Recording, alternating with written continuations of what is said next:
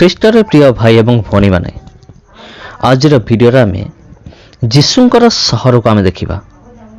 ହଁ ବନ୍ଧୁଗଣ, ଆଜିର ଭିଡ଼ିଓରେ ଆମେ ଯୀଶୁଙ୍କର ସହରକୁ ଦେଖିବା, ଯାହାର ନାମ ହେଉଛି କପରନାହୁମ।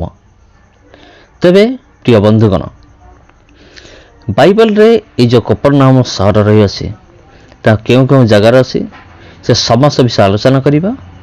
ଆଉ ପ୍ରଭୁ ଯୀଶୁଖ୍ରୀଷ୍ଟଙ୍କର ସହର କପରନାହୁମକୁ ଆଜି ଆମେ ନିଜ ଆଖିରେ ଦେଖିବା। ତେବେ ପ୍ରିୟ ବନ୍ଧୁଗଣ ଦେଖନ୍ତୁ, ଇଏ ହେଉଛି କପରନାହୁମ ସହର, ଯାହାକି ଆପଣ ନିଜ ଆଖିରେ ଦେଖାଉଛନ୍ତି।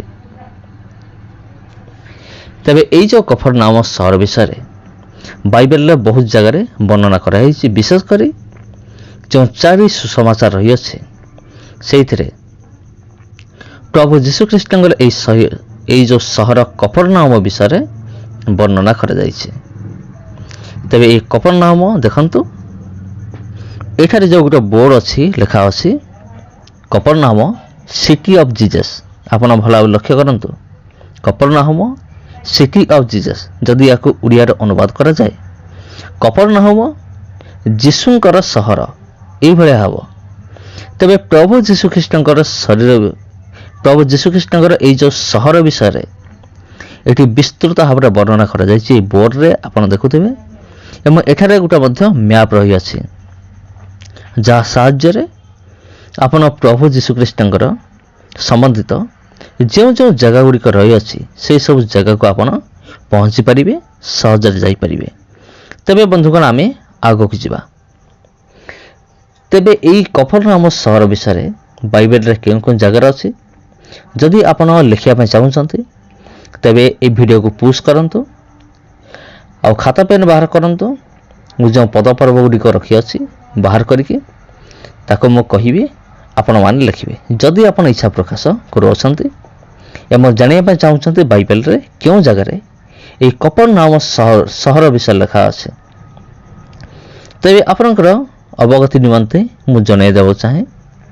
এই କପରନାହୁମ ବିଷୟରେ ମାଥିଉ 4:13, ମାଥିଉ 8:5, ମାଥିଉ 11:23, ମାଥିଉ 17:24 ଏବଂ ମାର୍କ ଲିଖିତ ସୁସମାଚାର 1:21, ମାର୍କ ଲିଖିତ ସୁସମାଚାର 2:1, ମାର୍କ 9:33, ଲୁକ 4:23, ଲୁକ 4 ପର୍ବ 31 ପଦ, ଲୁକ 7 ପର୍ବର 1 ପଦ, ଲୁକ 10 ପର୍ବ 15 ପଦ, ଯୋହନ ଲିଖିତ ସୁସମାଚାର 2:12, 4:46, 6:17, 6:24 ଏବଂ 6:59।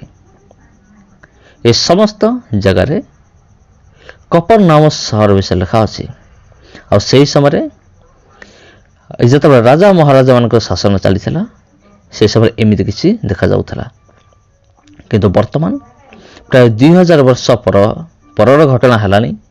ବର୍ତ୍ତମାନ କପରନାହୁମ ସହର ଯେଉଁ ଘର ଗୁଡ଼ିକ ଥିଲା ତାହା ସବୁ ଭଗ୍ନ ଅବସ୍ଥାରେ, ଟିକେ ଦେଖନ୍ତୁ, ଭଗ୍ନ ଅବସ୍ଥାରେ ରହିଅଛି।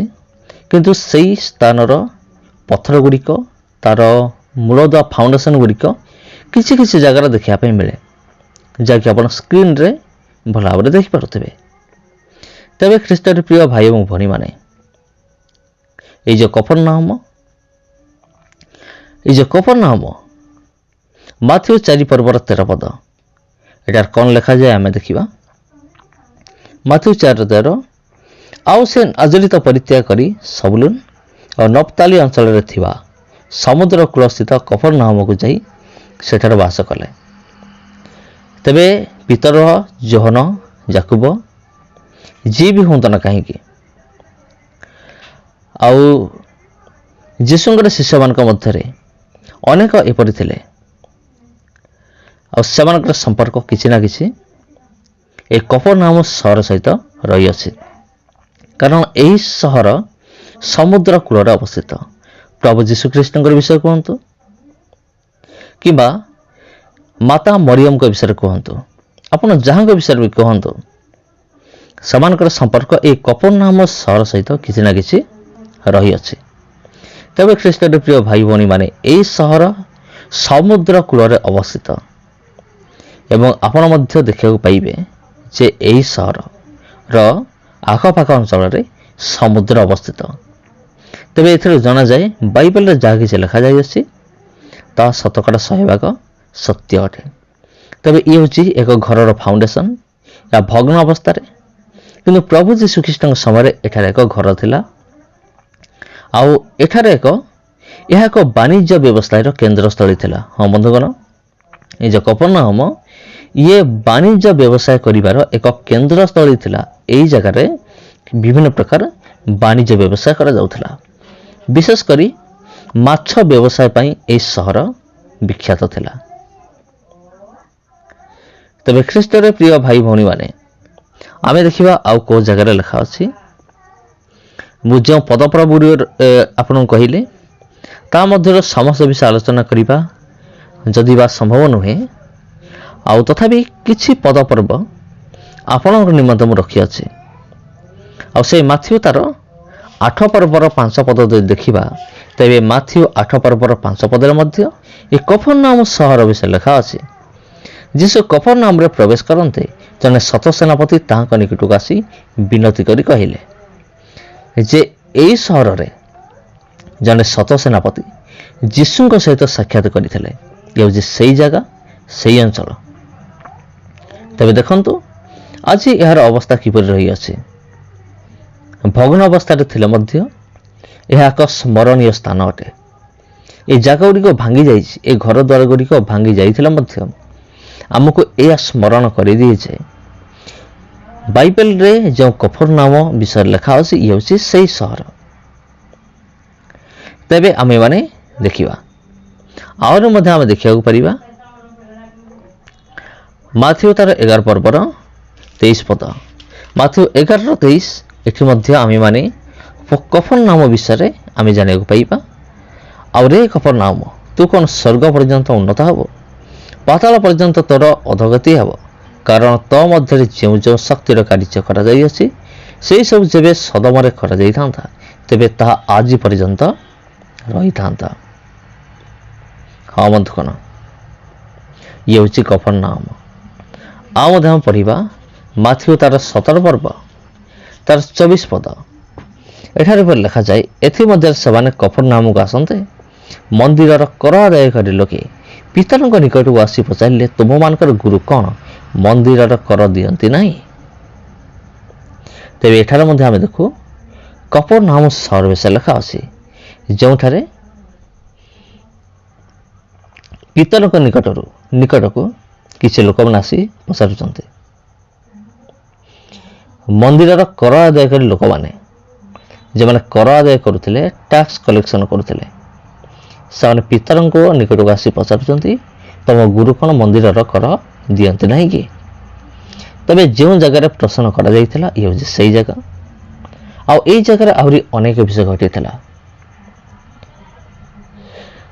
ତେବେ ଖ୍ରୀଷ୍ଟରେ ପ୍ରିୟ ଭାଇ ଏବଂ ଭଉଣୀମାନେ ଦେଖନ୍ତୁ, ଆଉ ଏହି ସହରରେ ପ୍ରଭୁ ଯୀଶୁଖ୍ରୀଷ୍ଟ ଏକ ମୃତ ବାଳକକୁ ମଧ୍ୟ ଜୀବନଦାନ ଦେଇଥିଲେ।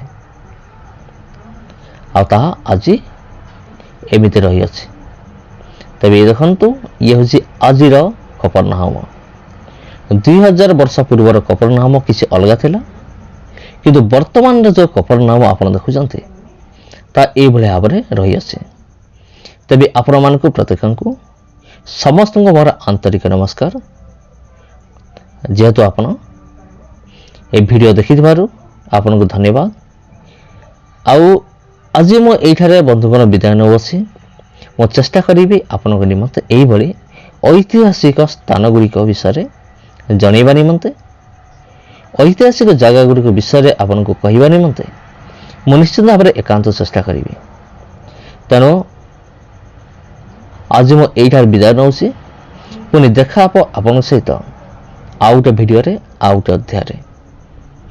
ଆଉ ସମସ୍ତଙ୍କୁ ପ୍ରେଜ୍ ଦ ଲର୍ଡ, ଆଉ ସମସ୍ତଙ୍କୁ ମୋର ଆନ୍ତରିକ ନମସ୍କାର। ପ୍ରିୟ ବନ୍ଧୁଗଣ, ପୁଣି ଦେଖା ହେବ ଆପଣଙ୍କ ସହିତ ଆଉ ଏକ ସତ୍ୟ ଘଟଣା ସହିତ, ଆଉ ବାଇବେଲ ସମ୍ପର୍କିତ ଏକ ସତ୍ୟ ସ୍ଥାନ ସହିତ। ସମସ୍ତଙ୍କୁ ନମସ୍କାର।